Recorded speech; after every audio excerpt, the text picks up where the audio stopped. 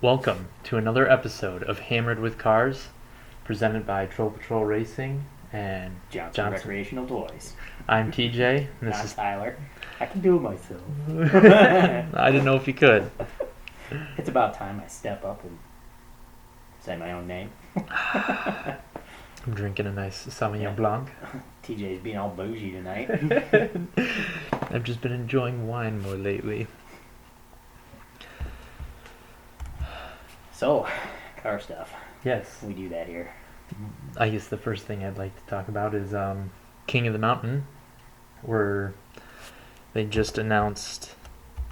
Was it yesterday or was it today? Not today. So it was yesterday then. They just announced the King of the Mountain 4.0. Some of the things going on there. The biggest thing I'd say is that the usual Saturday night 32 car shootout has been moved to 48 cars, which is pretty cool, having a little bit more of a more competition there, which will be very cool. It's still 125 cars. Well, before it was 100 cars. Was it? Oh, okay. I think there may have been a few additional above that. A couple drop-ins. Because of the tickets that you can win or the ones they raffle off and stuff like that. Oh. But it was like officially 100 cars before, now it's 125. Yeah. Okay, so 125 cars starting out, and I believe that's Friday night they do or Friday, or is it Saturday? You might want to check that. I thought they. I have it. I have the website right here. Why don't I just? I thought they. Driver event schedule will be announced shortly. So I don't know yet, but the event is from the 25th. Is it on event details? It's from the 25th and the 27th. So they're doing something on. Yeah, so it's 3 days this time instead of 2. Yeah, it doesn't. Yeah. 2 days of autocross. So 1 day of setup and fun. It might be. Well, I'd assume they're doing the. Okay, qualifying for the 32 car shootout, so they still have that on their website. It's actually 48. Will take place on Friday and Saturday with free admission to the hill and stands. On Saturday evening, the gates open at 5 p.m. in preparation for the big shootout. Oh, okay. So the shootout gets its own day this time. No. It says qualifying for the 32 car shootout will take place on Friday and Saturday. Oh, okay. So Friday and Saturday you'll race, and then Saturday evening, if you're good enough, you get into the shootout. Sure. Yep, and they still have the bounty on the. Yes, they have the $2,500 bounty. Right. If an American Muscle, which ranges from anything like what you'd expect, a 66 Impala or a 2000 drive V8 or V10. Or V10. Vipers count as well. Do they? Yes, they do. Fair enough. So do trucks. Yes. If I remember correctly. But not a Cobalt. That's right. Yeah, Cobalt. Not an HHR. Not a Neon. That's right. They won't win anyways. It's probably going to be an S2000 again anyways. Yeah, there's some stiff competition. I don't know. I would think that I'm not going to discount any sort of classic muscle car, but I would think that a C6 or a C7 or a C5 would have the best out of any of those. Right.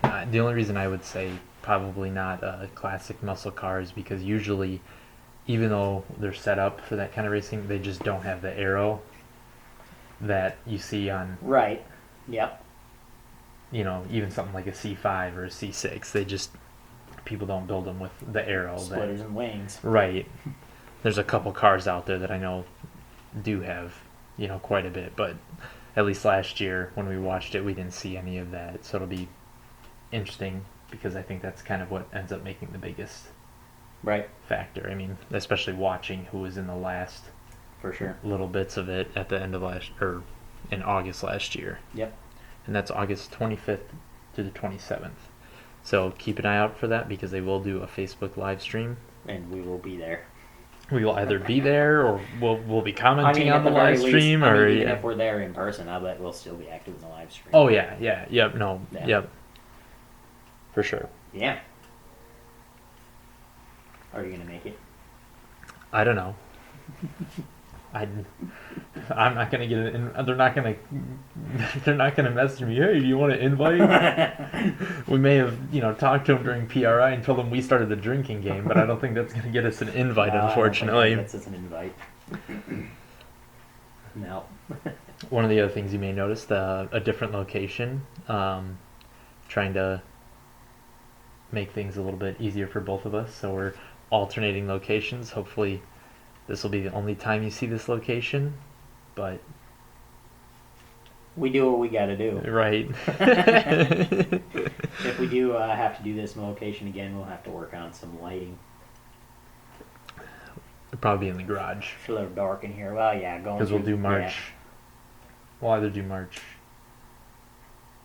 at your place, unless we go to the Milwaukee Auto Show. Right, then it could be a hotel event again. Yep. Yep. Otherwise, it won't be till April that we'd be back here. So hopefully it's a little bit warmer, or at least something where I could turn the heater on for a little bit before we shoot. April will be cool here. And then June we might melt to death in the garage. Nah. Can't be that bad. I mean, can't be any worse than changing a transmission in the middle of July with 90% humidity and 90 degrees, weather. Other cool things going on.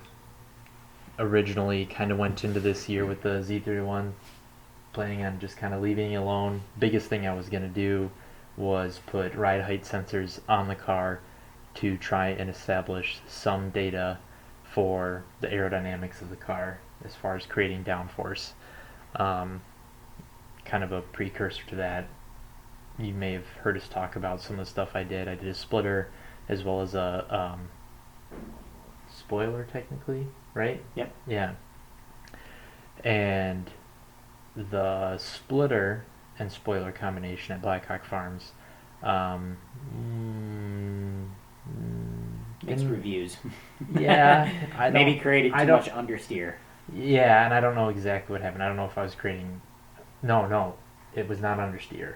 When the splitter and spoiler were on together, it was oversteer.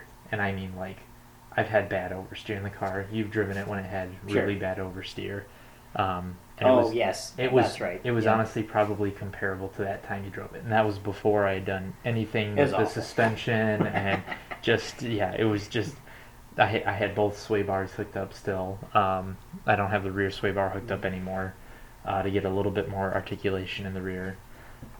A minimal amount of compliance? Yes, it was ended up being quick for the day, but could have been better. And so the car just understeered like crazy to the point where I actually went off the track and ripped off the splitter. So I ended up... What did I say? Understeer. Oh, sorry. Yes, oversteer. Off the track, repeatedly. A lot. He got in trouble. I got in trouble a little bit. They said you do that again, you're going to go home.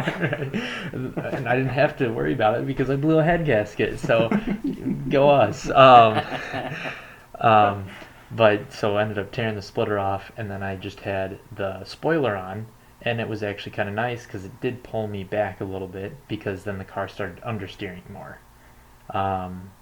Which at the bigger tracks, honestly, especially that day, because I was pretty shooken up with how much understeer there was, or oversteer.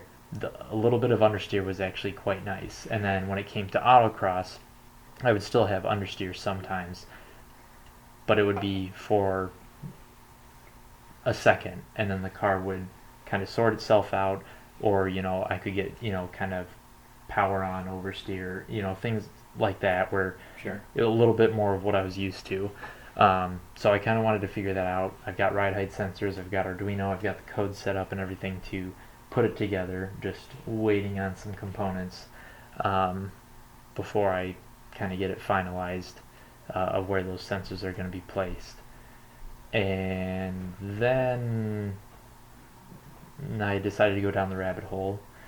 And TJ decided to listen to me. I've got a Mega Squirt ECU and plug-and-play harness that's coming. And I'm waiting for that because that's going to take about a month to get. But in the meantime, I've got some nice 650cc injectors Fancy. that are about the third of the size of my stock injectors from the 80s, which is no surprise, I guess. In physical dimensions, not in flow rate. Yes, in physical dimensions, not in flow rate. Flow rate, it's about 3 times as much. As well as a new Aeromotive fuel pressure regulator. I had originally bought Tank's fuel pressure regulator from a popular known parts supplier website that you might find at the top of a mountain, and it failed. The top of them. Well, that's the best way I can say it without saying it. Just say it. I don't know if I can. You can. Can you? You can say anything you want until they tell you can't.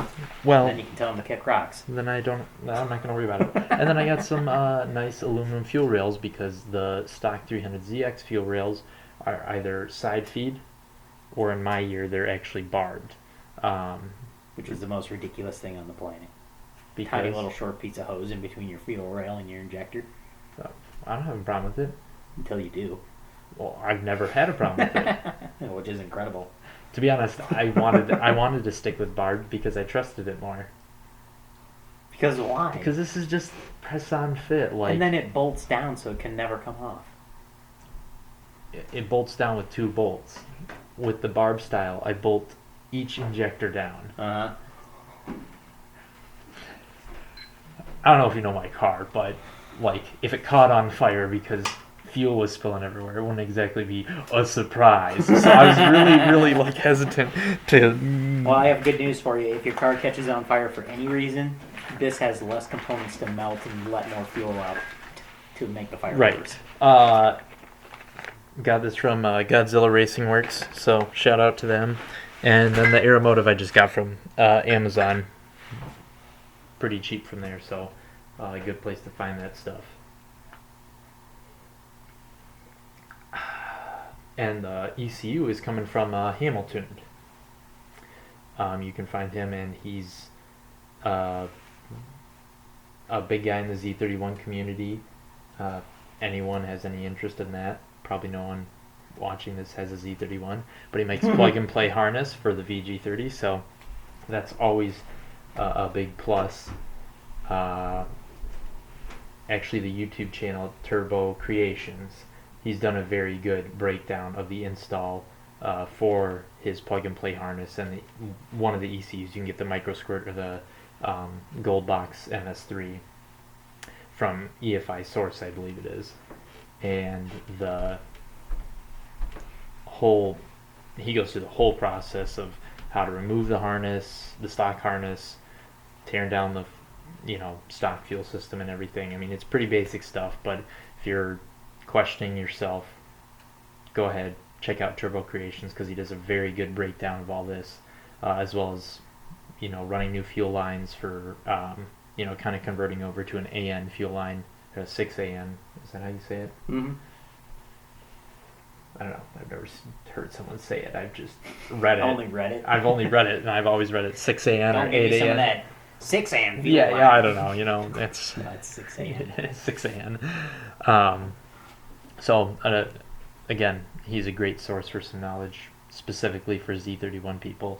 So probably no one watching this because there's not a lot of us out there. Hey, keep doing what you're doing. You might create a few more. So. Yeah. No, that's something that I'm actually a little bit envious of, and of course I've done this to myself, but with my Sonoma, I have direct fit nothing. Gotta make my own harness, gotta do all my own programming, and there's nothing. But that's not because of the Sonoma. It's because of the Rover. Okay. Okay, well then it's your fault. It is. It's like I said, I've done this to myself. If I would have done an LS swap, I could have just bought all my parts off the shelf. You mean a Vortex swap? Either one. You probably wouldn't have done an LS swap. Yeah, I would have. Would you? Yeah, I either would have went for an original LS1 because that's the cheapest of the actual LSs, or I would have went with the aluminum Vortex motor. Oh, that's right. There's the aluminum Vortex. Yeah, but you wouldn't have done the Vortex. I would have talked you out of it. It's lower compression. Than And you want NA. the lower compression than an LS, you mean? Yes, it is. Sure, that's fair. That's why they're not the same. That's Oh, why okay. when people call them LSs, they're actually wrong. Oh, semantics. It's not semantics, it's just It the is. truth. It's just words. It's the truth. Definitions of words. There's a difference between LSs and Vortex. Yeah. It's the difference between Nissans and Datsuns too, but here we are. No, there's not. There is now. Now there is. Before there wasn't. So, fun fact. This will be a short segment. People watched the Super Bowl. Hold on. Short segment. Yeah. Acting like we have a schedule Right. or some kind of agenda. A short segment. There's this is going to just turn not- into a half hour. It could. It totally could. But, I don't know. There's probably not a lot to talk about here. But people watched the Super Bowl. I didn't even know what day it was until somebody's like, you ever watch the Super Bowl? No. But what I did think about watching would have been the Abu Dhabi GP. And I find it interesting that more people watched the Abu Dhabi GP than watched the Super Bowl by 7 million. I'm not surprised. Probably not totally surprised. For many because reasons. We're talking about worldwide populations. But listening to one of my favorite talk shows, they couldn't even think of a memorable ad. And that's a good sign that the Super Bowl probably wasn't that good. Now, I used to be a huge fan of the Rams, largely because of Kurt Warner, and I liked the idea of Rams, you know. Sure. You don't know who Kurt Warner is? No, I don't. No, all right. Well, I'm going to go off on a little tangent here away from cars. Yeah, go ahead. Kurt Warner was a walk-on quarterback. Anyways. No, carry on. Wow. No, he's a walk-on quarterback. So, you know, kind of that underdog story. Ended up going to the Super Bowl and winning. Almost won 2. Well, I shouldn't say almost because I don't know what happened score-wise. But they went 99 or 2000.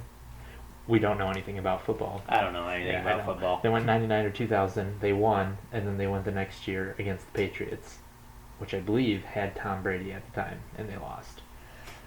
But just the whole story of Kurt Warner and I want to say, is it Torrey Holt? I don't know. I played Madden 2004 a lot with my brother, and I always played the Rams. The only time I ever played a football game was when we had a Sega Genesis, and I played a lot of Madden 98. All right, enough football. There, I've exhausted the end of my football knowledge. Yeah. But no, I might actually dive in on watching some F1 this coming season because they're doing a lot of changes to the cars, which should theoretically make it more interesting. I know they've. I won't. I might. I'm just- watching a little bit more. I'm actually watching a lot more NASCAR now than I've watched in the last 10 years. See, I'm more likely to watch grassroots stuff, and it's more of because they pop up on Facebook, Mm-hmm. and then it's like, oh, I do want to watch that. Sure. But like NASCAR and stuff, I just don't know the schedule anymore. Well, I think Google the makes one it race really I do easy to know. find out. I think the one race I do know is the Daytona 500 because I've seen so many memes about. when is it? I think it's next. Yeah, I think it's next weekend because I think it's 2 weekends after the Super Bowl, and the Super Bowl was last weekend. It's in 2 days. It's the weekend after the Super Bowl. Oh, okay. See, I don't pay attention. I don't know. It's the Daytona 500. What do you? So now, talking about grassroots stuff, something that NASCAR did this season, the I Busch Clash. I watched the Le Busch Mans Clash. 24 hours more than I watched any other sport. That's fair. And I watched like 30 minutes of it, but I knew it was going on, Yeah. and so I watched it for like 30 minutes when I had a little bit of time to watch it. Sure. But NASCAR is becoming slightly more grassroots feel. For the Busch Clash, they built a temp track that was only a quarter mile. And Right. people are like, oh, it's just going to be a demolition derby in a circle. It wasn't that at all. Oh. There was a couple of wrecks, but there always is in NASCAR. I was gonna say, wouldn't that be the whole point? Is like right? That's one of the like attraction points of NASCAR. Is it's kind of it's like racing. But the a lot of people watch it for the derby. crashes. Yeah. Yeah, Well, no, yeah. that's I mean, understandable. But no, the Clash race actually was very interesting, and they ran it, kind of like a grassroots style where they had um, qualifying heat races and then B main and an A main. okay. So that was really interesting, and they're having the dirt race again this year at Bristol, which will be done in the same format, and they're taking it even more grassroots feel because it's going to be a night race. So Why is that more grassroots? Most grassroots stuff is during the day. all dirt track is at night. Okay, but dirt track is only like. That is the most grassroots racing there is, period. Name one more thing that happens more often in small town by not rich people.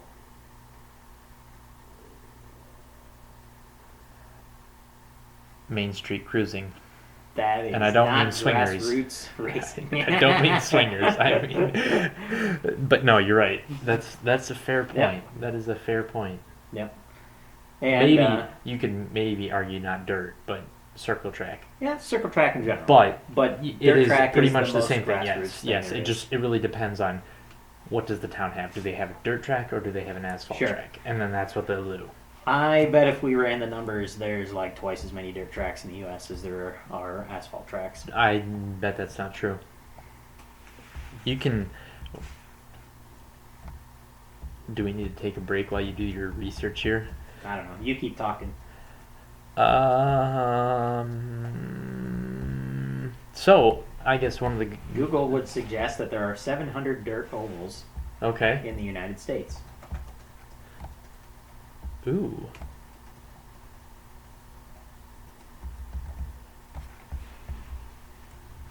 Google would suggest. There's gonna be way more asphalt. There just is.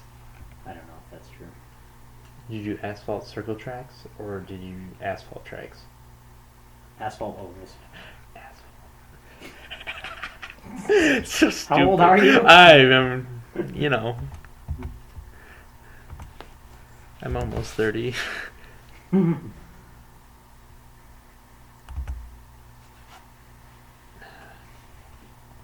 Oh boy, Wikipedia. has Now, all kinds of here- information. Is a topic.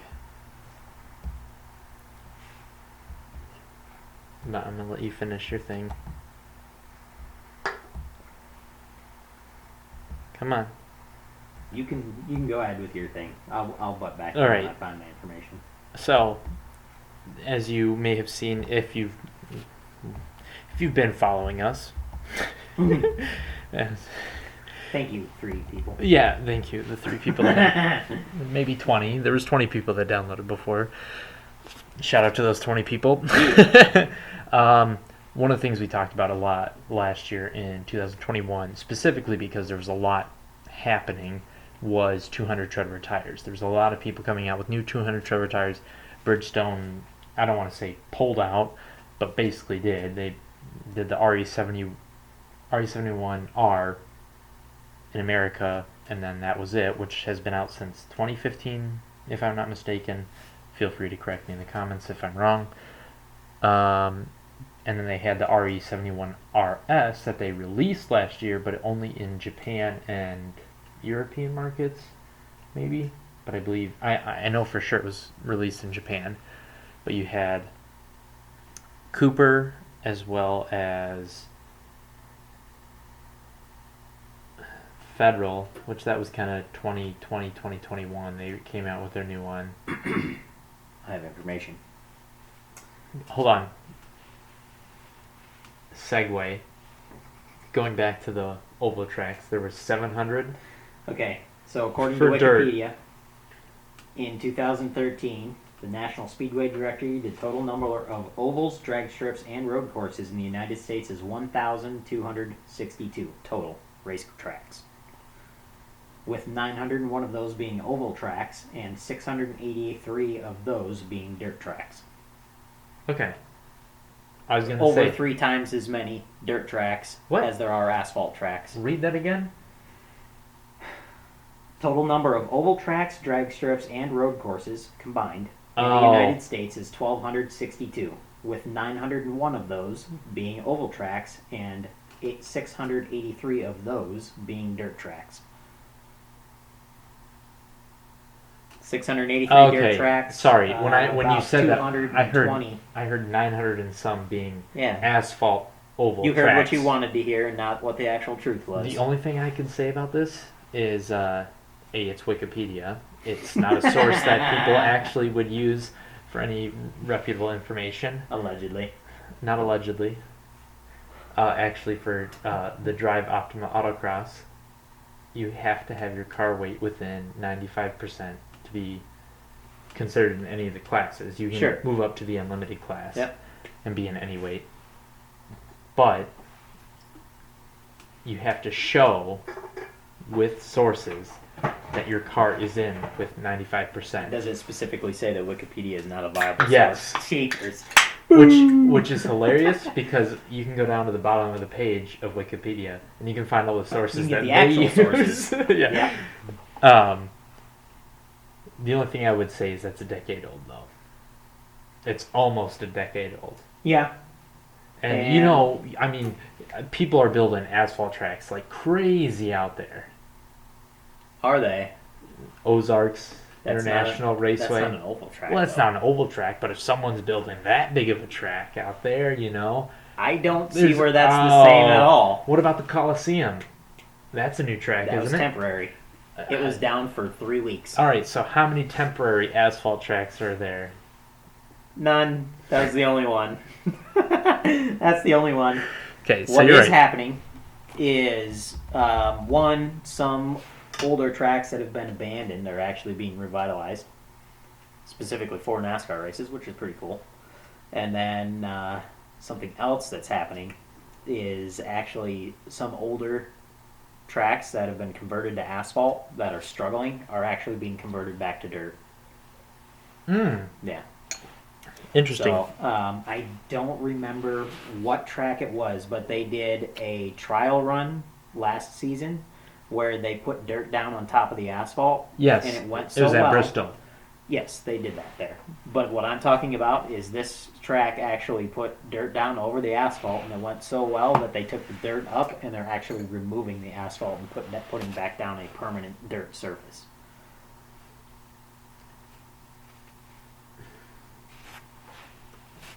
Why wouldn't you just leave the dirt? Because dirt can wash off of asphalt pretty easily, whereas if it's actually connected to the dirt below it. Right, but I mean, putting asphalt down is expensive, and I mean, I'm sure putting dirt down is expensive too, but... The asphalt That seems was like to a point where it needed to be repaired. It was in disrepair. It needed a lot of patching or full-on replacement. And that is expensive. Put some clay down.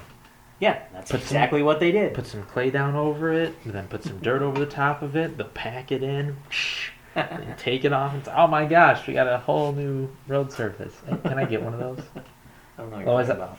Otherwise, I have to go upstairs and grab a new bottle of wine. And I'd rather not disrupt things. Anyways, okay. So you were right. Probably the biggest grassroots sport is circle track racing. Yep. Which just shows how unsophisticated. You ever raced a 410 sprint car? Not that I have. But... No, I have. Yep. In a video game once.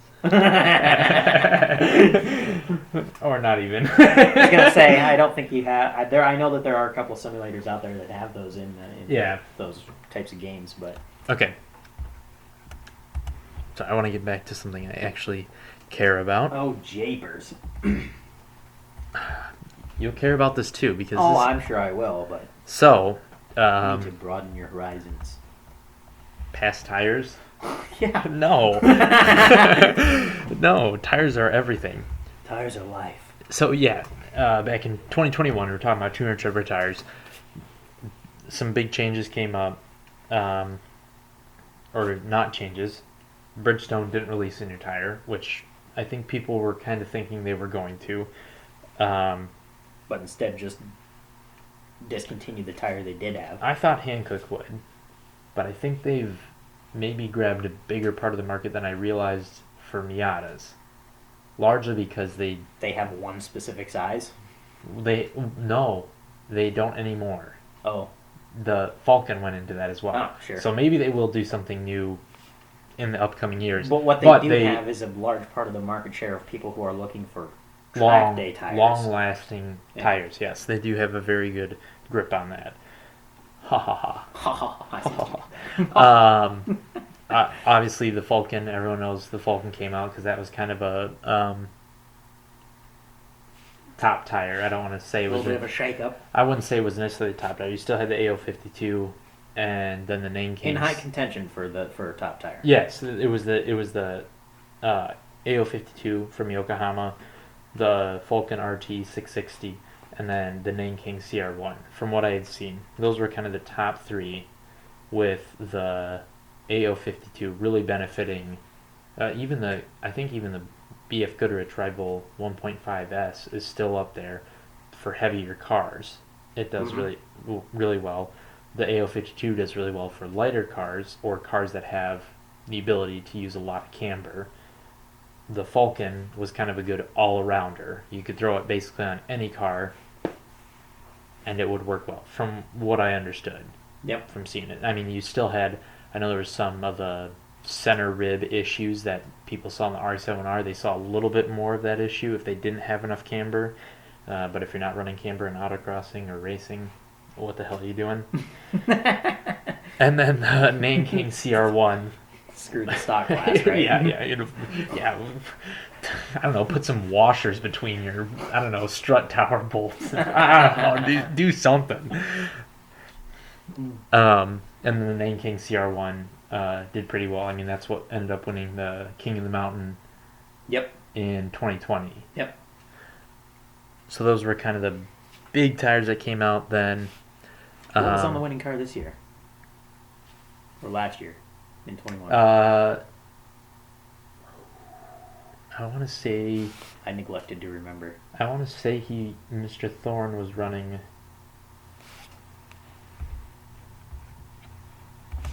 I want to say he was running the Falcons. Is it possible? You look that up quick, because I'm going to talk about this other thing.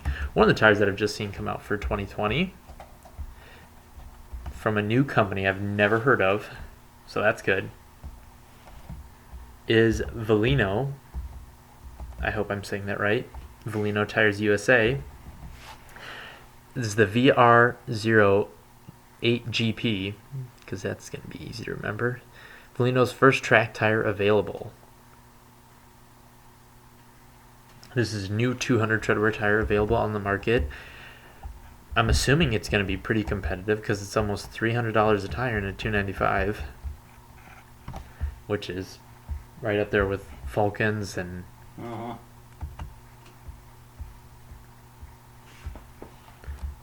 Where are they at with something a little smaller? $265. They're at $250.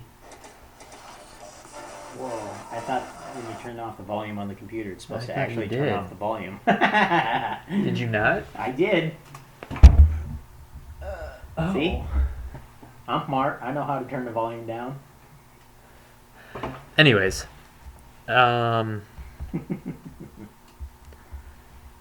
so a new company, which is a little bit different than what we've seen the past couple of years, which has been kind of the same companies over and over, delivering a new 200 treadwear tire. I mean, even Federal. It would appear as though he's running Cletus McFarlane tires.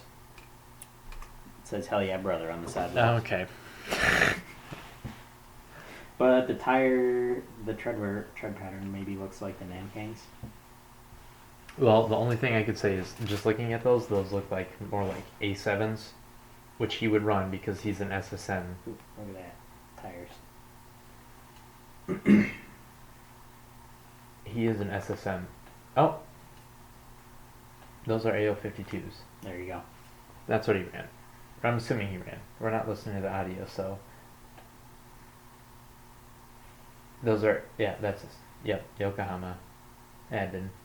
Yep. But he's saying that's prep. Those are the old tires. Does he have new tires? Maybe.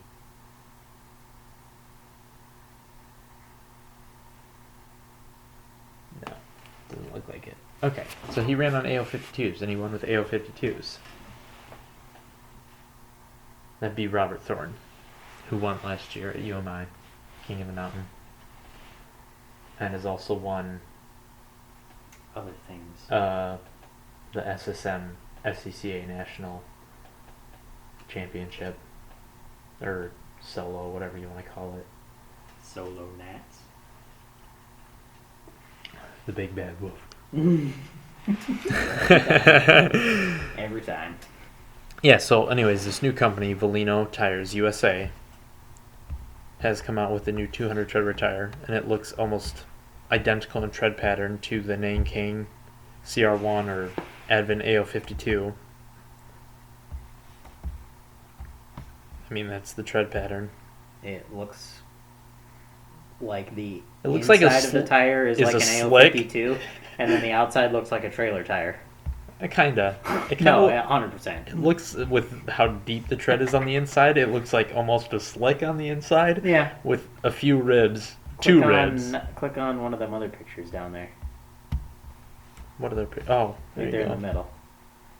Oh, yeah. Yeah. Definitely a trailer tire on the outside and a slick on the inside. Unless we're looking at it backwards. That's always a possibility. True.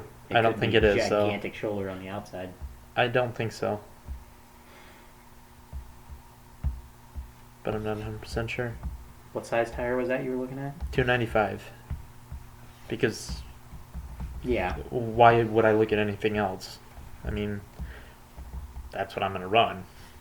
They better perform for that kind of a price on Yes. a no-name That's, tire. well, that's... But everybody said the same thing about the Nankangs, and then they're like, oh.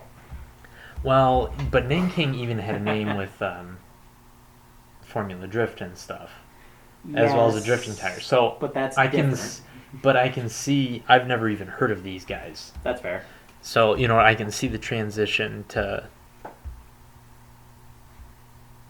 Do they have other cool tires? They have tires. Ooh. That one looks fancy. The Perga. And the Griva. Purgatory. Okay, well, maybe we're just idiots. Did they just release all of these at the same time? No, new size.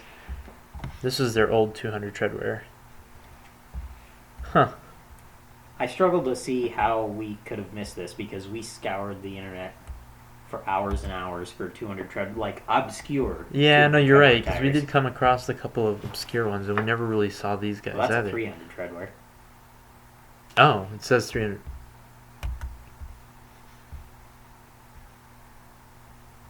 This one says 200 treadwear.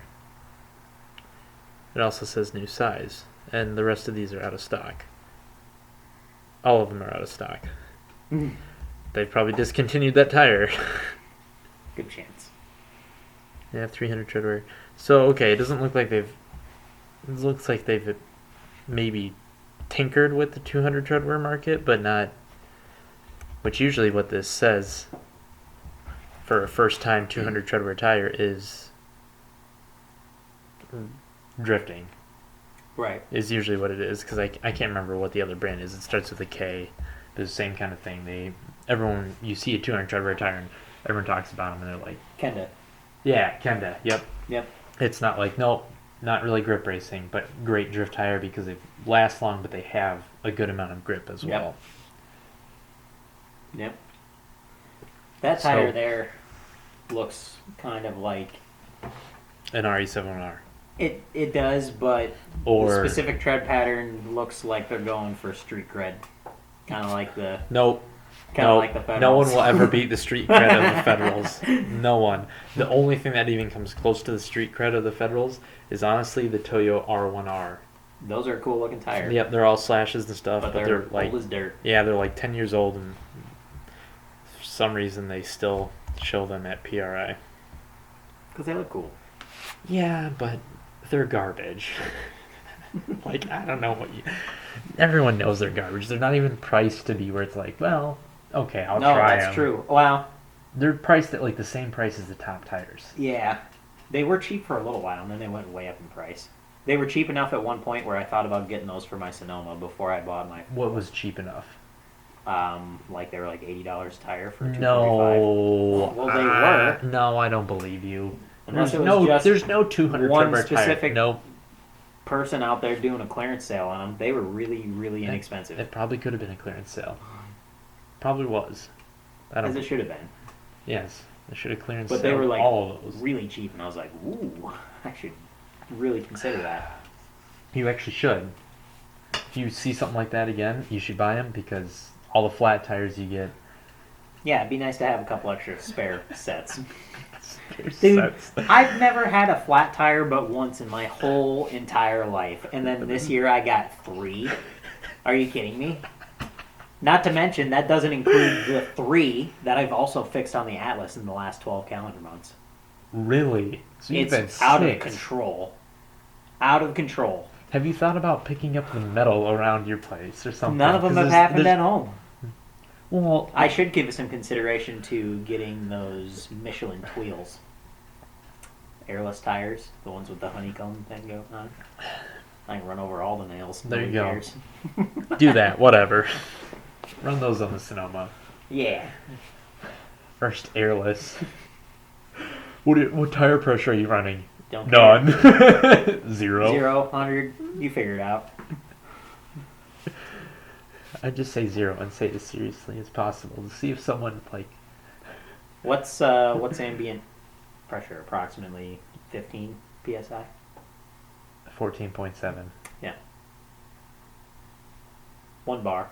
1 bar. No one. 1 atmosphere. No one uses that. No one uses bar unless they're running like 3 bar. Or they're from, oh yeah, every single other country except for the United States. Well, tells you how wrong everyone else is. I mean, I don't know what to tell you.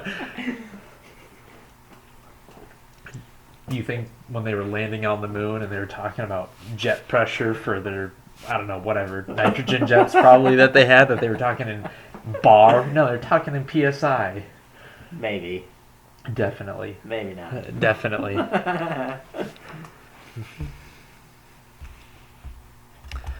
So that's a little bit of a tire update, I guess you would say. Is there anything else new or exciting? What's that? That's a 100 treadwear. That's the AR one. That one's been out for a while. No. There's the poser tire. Street legal track. Goodyear. Oh yeah, no. Nope. That's about it. That's the only thing that I see. I guess some advice if you had to pick between Federal 595 RSRR and the 595 RS Pro. I would probably go with the RR. Unless you're worried about how loud they are. But other your than car's that, I too would slow. agree. Your car's too quiet. I never have to worry about sound. Yeah, I don't either. But no, I have no air the thing conditioning, that we're sorry, the basing that windows off of is Ryan had the RS Pros, and he had severe delamination issues. And I do take it with a, he didn't I take it with a see- grain of salt or whatever because moderate horsepower front-wheel drive car, and he drives it you want. aggressively. He does, but he also the SRT4.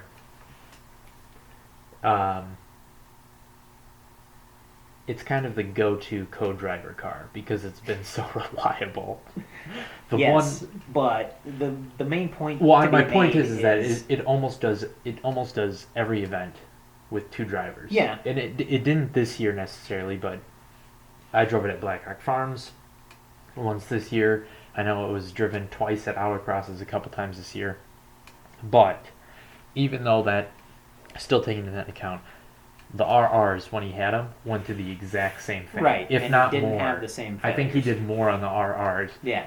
As far as co-drivers and everything, they lasted longer. I don't know if there was a difference He really said in that speed. there was a negligible grip difference. Right. Like, he didn't think that if there was a grip difference, the temperature management and delamination problems that he had with the pros didn't outweigh any sort of, Right, you know, right. And that offset any sort of performance Right. gains that it may have had. which I know our buddy Kyle was talking about going to pros. And I went, I didn't say anything though. Right. Kind of almost just want to let it happen. Well, So we have another comparison. Exactly. We only have one car, front-wheel drive. Yep. Not crazy heavy by any means, but If I remember correctly, definitely not as balanced. oh, I was gonna say that's the only car in the patrol fleet we've ever had with delamination problems, but that's not true. They had Kumo delamination problems on The V720s Yeah. on the 325 IS. Yep. But that's really been it as far as delamination. Yeah. Those are the only two tires we've seen delam before. Yeah, because even my RE7Rs, which I know people had a problem with delamination, but I got them right as I got coilovers, so I was running a boatload of camber. In the rear. And in the front. I mean, not. I guess it wasn't as crazy as some people probably run up in the front, but yes, definitely quite a bit in the rear. Yeah. And I did 18 events on those tires. Right. And the last two I probably shouldn't have done them on. Well, why not? Because slicks. Almost.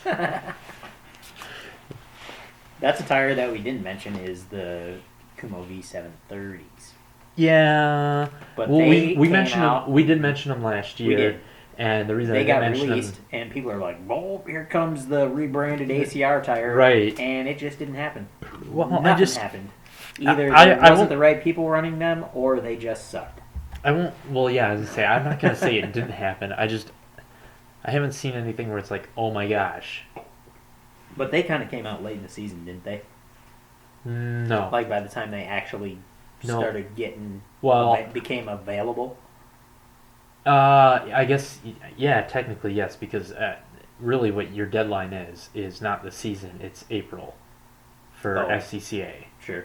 And if it can't be used in SCCA Nationals, then No one it's talks not. about Well, it doesn't get used a ton. There was a couple people that had it like in May and stuff. That I mean, we saw at the Dells when we were up there Yep. autocrossing. We saw a couple cars that had them.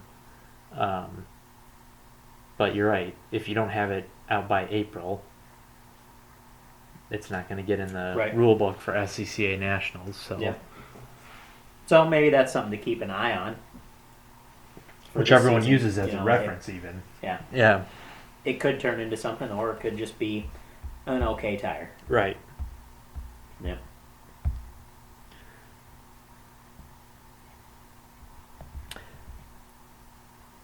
That's another tire we talked about last year. Yeah. But everyone knows that's basically an RS4. Yeah, IRS4 competition. Yeah. It's going to be a big track tire. Yeah. Who cares? I don't know. I don't like the RS4, so I'm not going to like that. So what else, man? The Rover. Yeah, we're making some progress. Yep. Finally. Holy Yes. crap. Yes. And Yeah. I believe in the last podcast I said I was going to show some pictures And didn't. and didn't. So we'll have to I catch up will on do that. that right now. Yeah, well, no, making some progress. Got the... So, I think we talked in the last episode about how I need to figure out something with an oil pan. Well, I got that figured out. Which was? I have an oil pan from a P38 Rover. What the heck is that? It's the later engine style, basically the 4.6. Where I have a 4 liter. So it's like the last iteration of the Before they went, yeah. before they went to a No, this different engine has style. been so unreliable and made our life hell. We'll just get rid of it now. Maybe, maybe, but it couldn't have been that bad because they used it for over 30 years. Couldn't have been Something. that bad. It's based on the same thing for 30 years. You're right. Everyone talks about Rover as reliability. Every episode of Top Gear, they talk about how Rover is like the worst thing in the world. But they're primarily known for electrical issues. This specific engine is known for its Electrical issues. head gasket issues, but more so for its electrical issues. Good. We're going down the head gasket route on Yeah. all of our cars. Jesus. I gotta try and keep up with the TJ. Yeah, there you go. But no, so I went with this particular oil pan because it has a much shorter sump. Okay. All the volumes at the back instead of spread out across 3/4 of the pan. Gotcha. and that almost fit in there without clearancing the subframe. So I had to cut about 1.5 inches out of, not the subframe, the crossmember. I had to cut about 1.5 inches little section out of the crossmember, and then I just got to get that cleaned up and welded back shut. I attempted to tap the holes for my engine mounts onto the frame, and apparently my 2003 Sonoma had punched holes slightly larger than my 2000 S10 because I tapped it the same size as the other one, and the threads weren't deep enough, so when I tried to tighten the bolts down into the frame, it just pulled the threads out. So basically what I'm weld going to the do... mounts in. Yeah. So basically what I'm going to do is just use the factory mount bolts instead of the American sized ones that I had before, because the holes are small enough that I can tap them to that metric size and then they will work properly. Okay.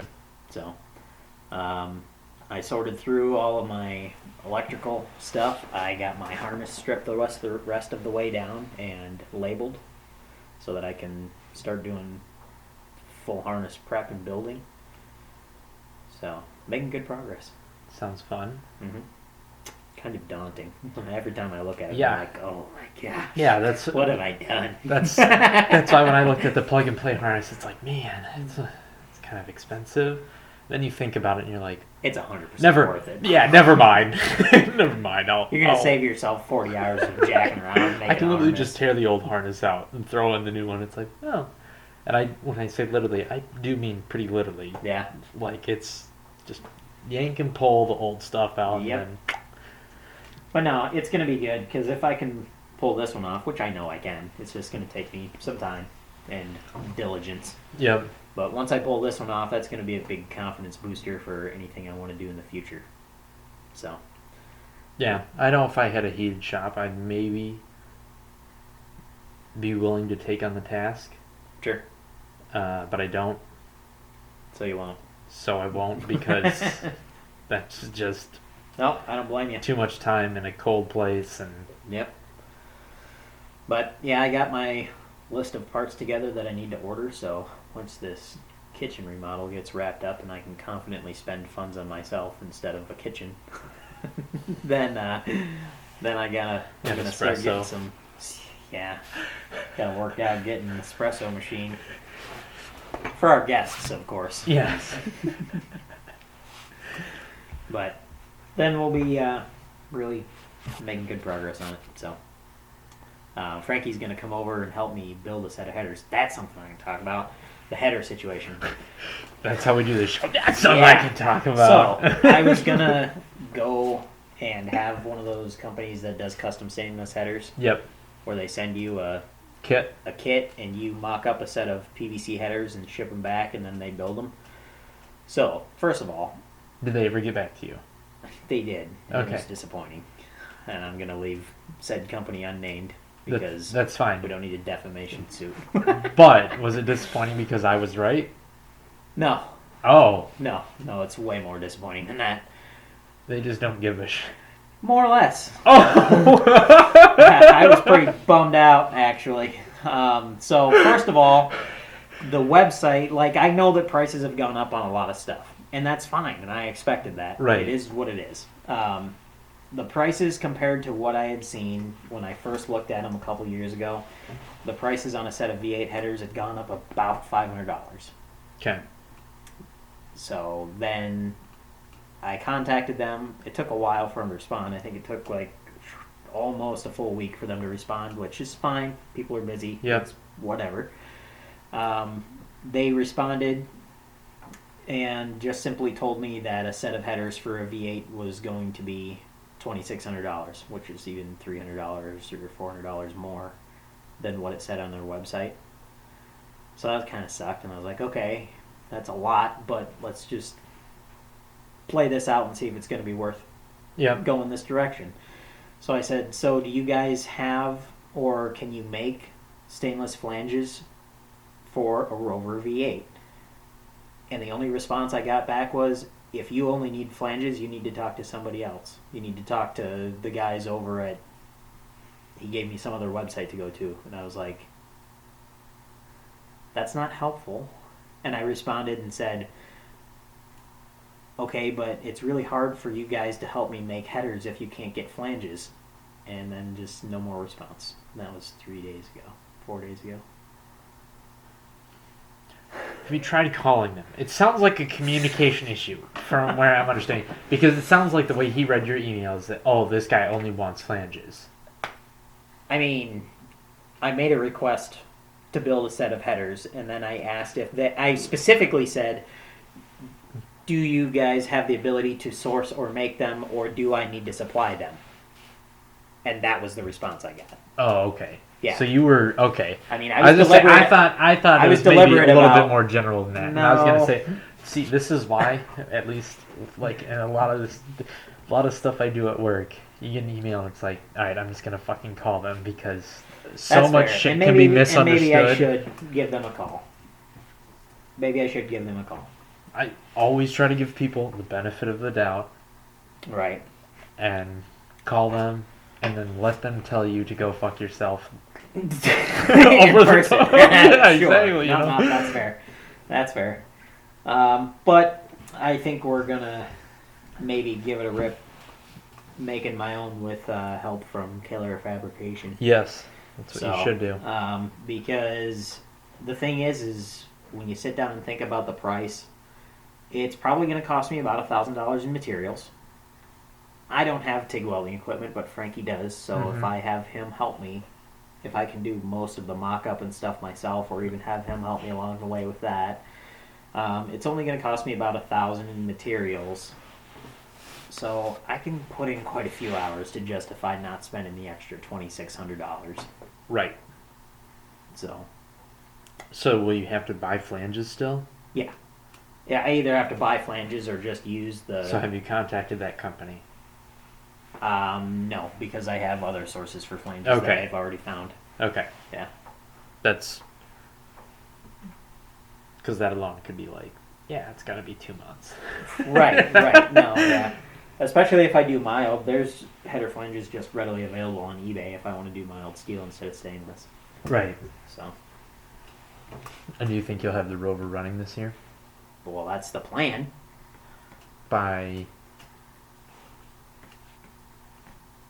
I'm shooting for like a mid-May. is Oh, my okay. goal. Yeah. Well, you should get a 2-car trailer then.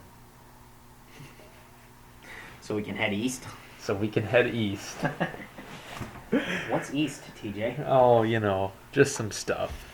Stuff and things. Stuff and And things. stuff.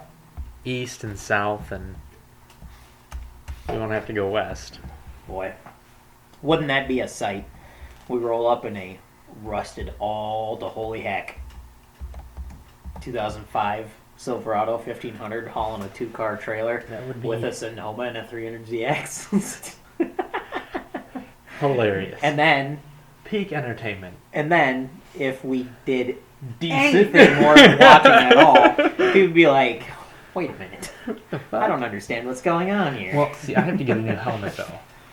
Oh, because of the Yeah, I asked you guys. motorcycle Yeah, I versus asked you guys. automotive Snell rating. Yep, I asked you guys if anyone had a Snell rating helmet I could borrow for a while, Yeah. and no one replied. So now I have to buy a new helmet, Yeah. and I just did an awesome new paint job on my helmet Oh.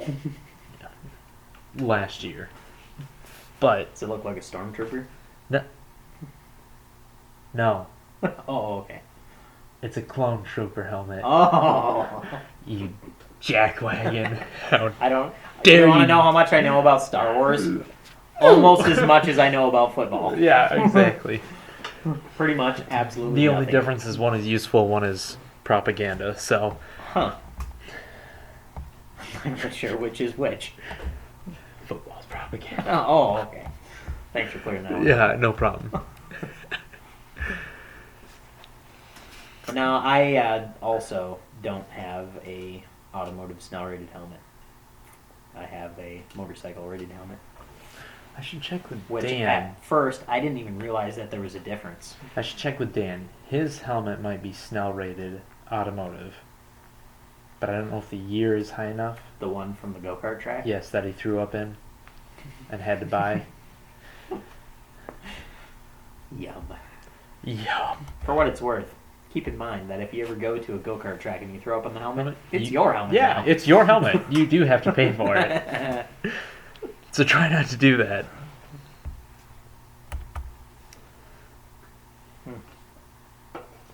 What else we got, man?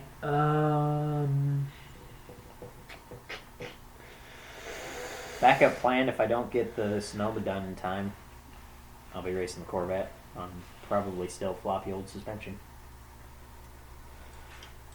Don't worry, I'll share. Your bougie wine. Yeah, I will.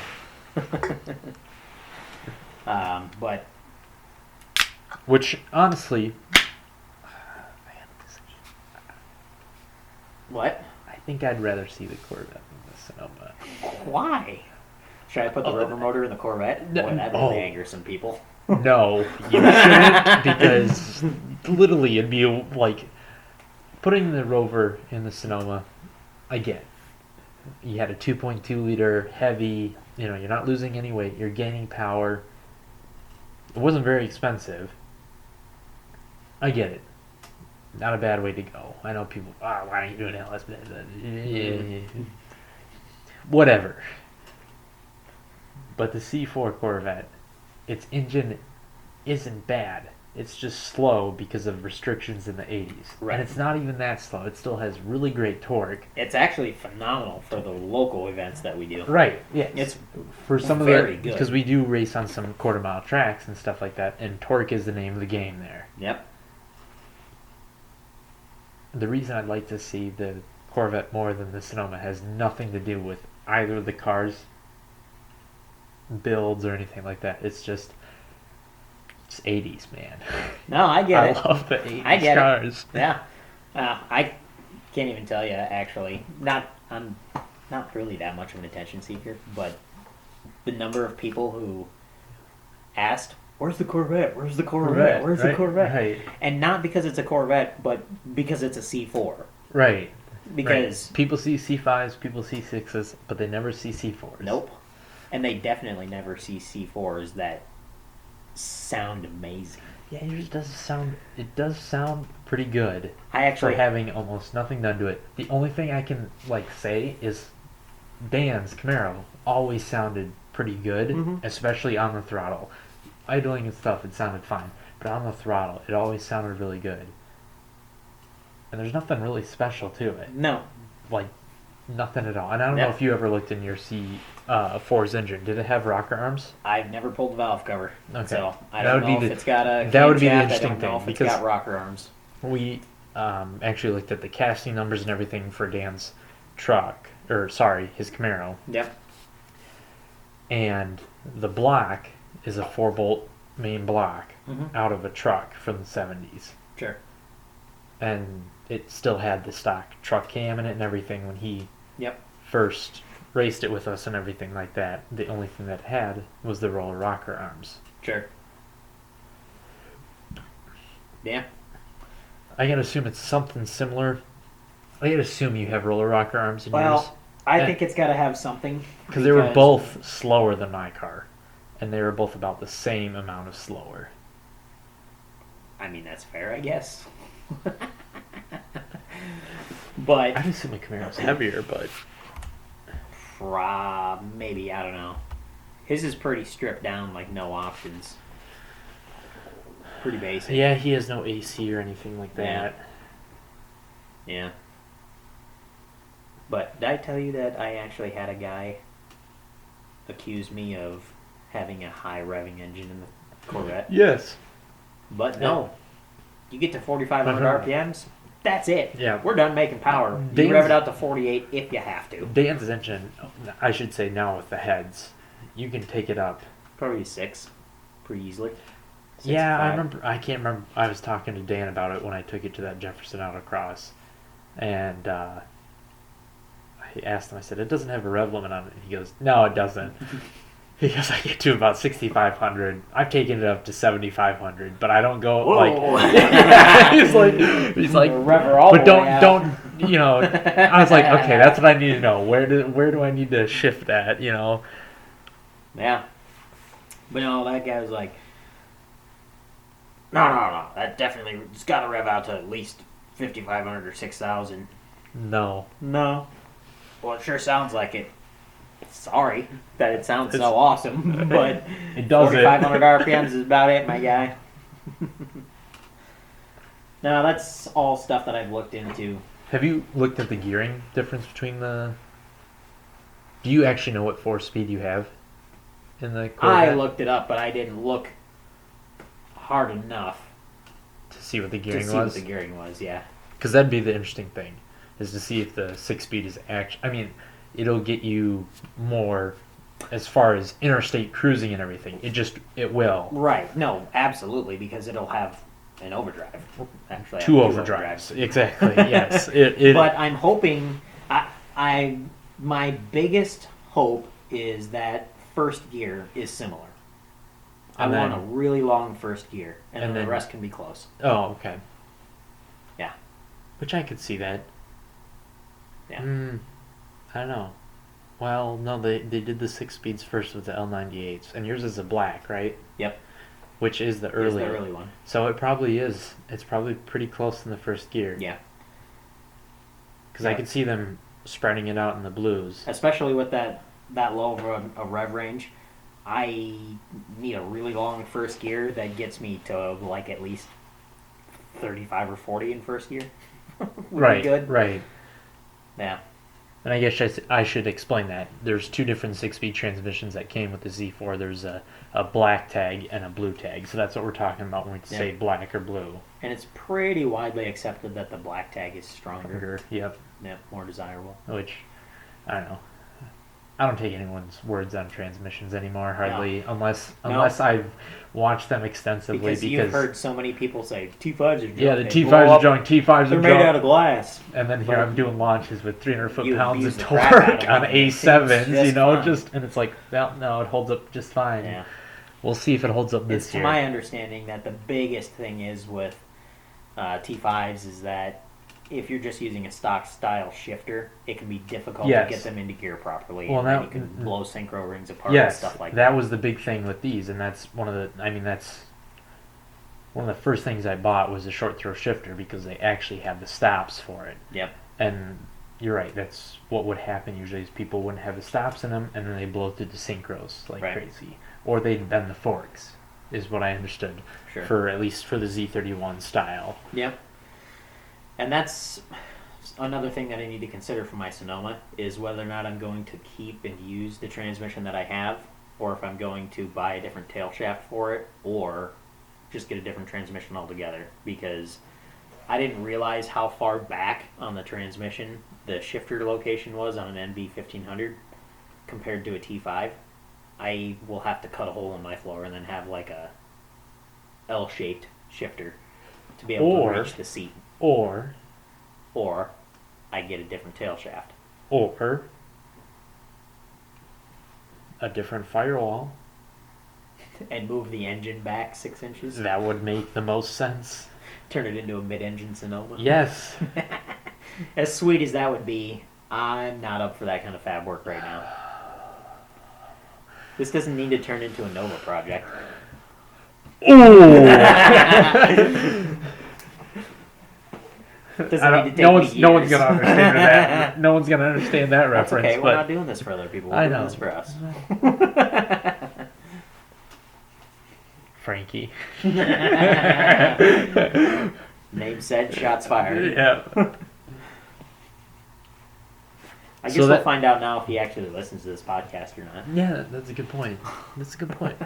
So that's the update on the Sonoma then. Yeah, among other things. Among other things with the C4 and everything. Do you think you'll have the transmission in the C4 before? Oh yeah. I'll probably have the transmission in the C4 and that back on the road before I have the Sonoma done. Okay. Which makes sense. Because I mean, that's it's a lot simpler to do. It's like a one-day project to just do that. Yeah. Yeah. I just have to get the master cylinder, a throwout bearing fork, throwout bearing, and the torque arm. All pretty inexpensive, easy to get stuff for that.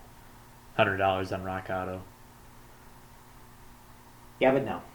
I'm going to buy actual high-quality stuff. No, But it'll probably only be $150 right. from the parts store for name brand stuff. There you go. So, and a torque arm I can get on eBay for like $40. Right. Pretty cheap. So, slam that thing in and let it rip. Yeah.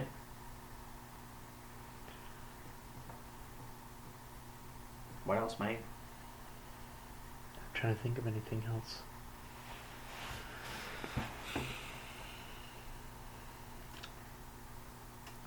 The only other thing I can think of is maybe with new cars is the Cadillac.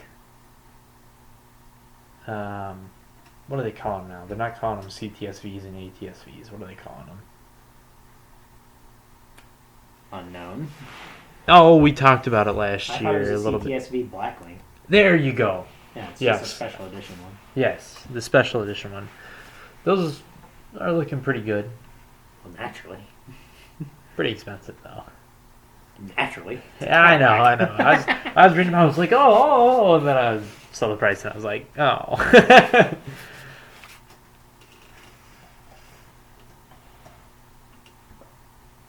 They call it that's right. It's a CT5V. Yes, there's a CT5 and a CT4V. What's the difference? Like the engine, I think. I think one is a V8 and one's a V6 twin turbo. Because the CT4 V is a 6.2 liter V8 making 668 horsepower. So do CT4, which I believe is a V6 twin turbo. A 3.6 liter V6 making 427 horsepower. And basically a GTR. Oh my gosh, is that the same base engine, that 3.6 liter, is what was in that Chevy Traverse that I worked on? That'd be bananas. I doubt it. I don't. I don't know what year Chevy Traverse you worked on, but I assume 2010. Okay, I gotta be honest, I assume the 2022 engine is not the same as the 2010. Largely because they develop engines faster than they used to. That's maybe true. Not maybe. It's just true. That's all there is. Oh boy. Here we go, down the rabbit hole. Oh my gosh, they're based on the same thing. Oh my god. Alright, don't buy it.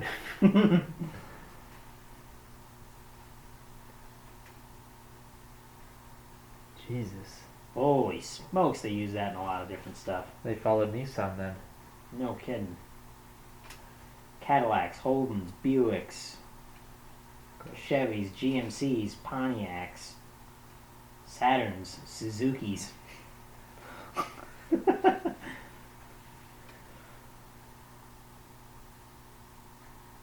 Yep, it's based on the same thing. Oh god.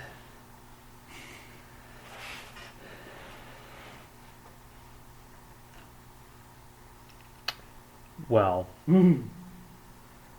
interesting. they both come with 6-speed manuals and Yeah. rear-wheel drive, which is cool. Which is great. If you need a 4-seater. Mm-hmm. Otherwise, just buy the Nissan Z. I mean, I guess. Potentially the Supra if they do that. Or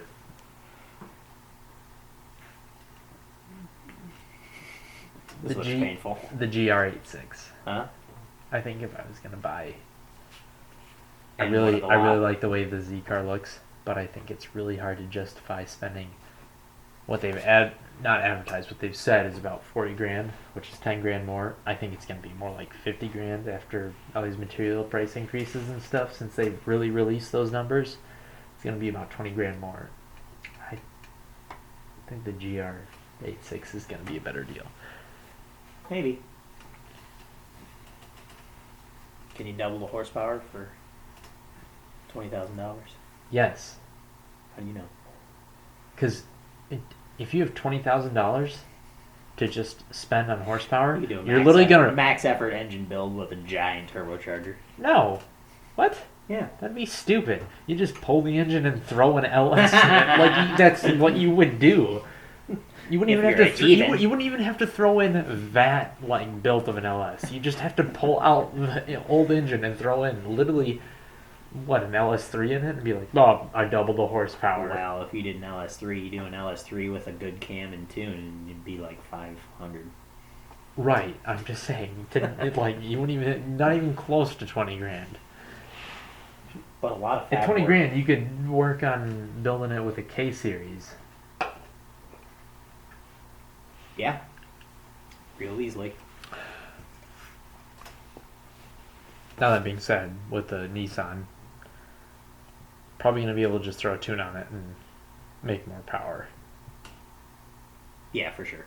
It's a factory turbocharged engine. Because they did that with the, There's gonna be a what lot is it, left on the table. the Infinity Q60 Red Eye or Red Sport or what, I can't remember what they called it, but it has the same engine. Sure. And that's something it's identical in the idea that you can just tune it a little bit differently without touching the engine, like the EcoBoost 3.5. Right. Yep. Are they direct injected? I don't know. I don't know if it's direct injected. I assume it's direct injected. It's the question of whether it's direct injected and port injection. Dual fuel. Yeah, I mean that's the way the EcoBoost works. Mm-hmm. Go boots. EcoBoots.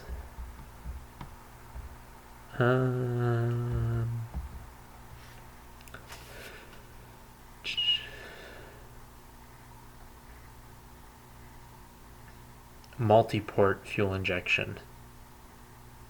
That's good. That's easier to tune. You can replace the injectors without going broke. Right.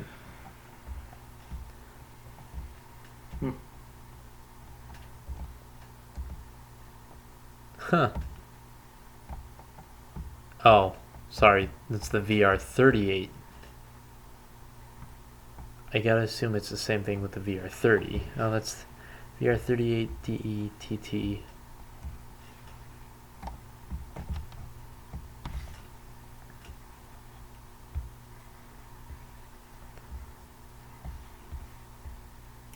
Oh, okay. It is the VR30D. DT. Yeah, I don't know. Whatever. Ooh. Direct injection. Never mind. Well, that's gross. Electronically controlled variable displacement oil pump. That's fancy stuff, man. Sounds like a lot to go wrong inside that engine. It does. Just remember, for the IMSA GTP series, Nissan used and won with single overhead cam Fiji 30 ET making 1,000 horsepower. How come you don't have one of those? Because I'm poor. Well, all the money you've spent on camshafts going into yours, you could have built one. Yes, actually, my boss made a joke the other day. He's, oh, did you invest stock in camshafts? And I was like, wah, wah. yeah. No, I didn't, because I'm just sticking to stock ones. I'm not doing anything different. Yeah. Well,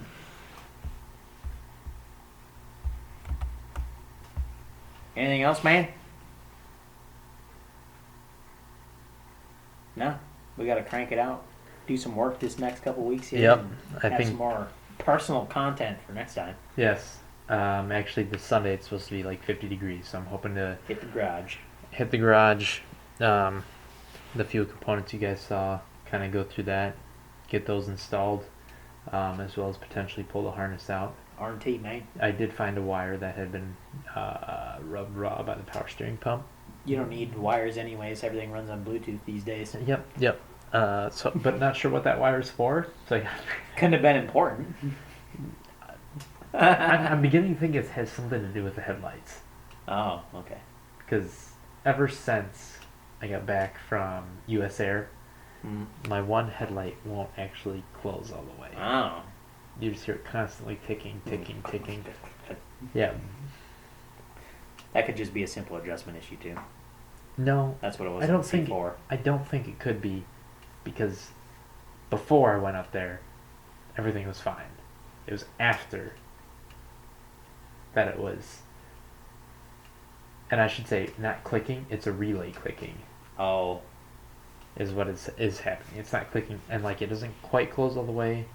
But then if I use the manual up, all the clicking stops and it's fine. Oh. It's when I go to put it back down, the clicking starts. So I don't know exactly what it is, but Gotcha. Intriguing. so. Well, I guess that's it for now. Till next time. Keep the shiny side up. There you go.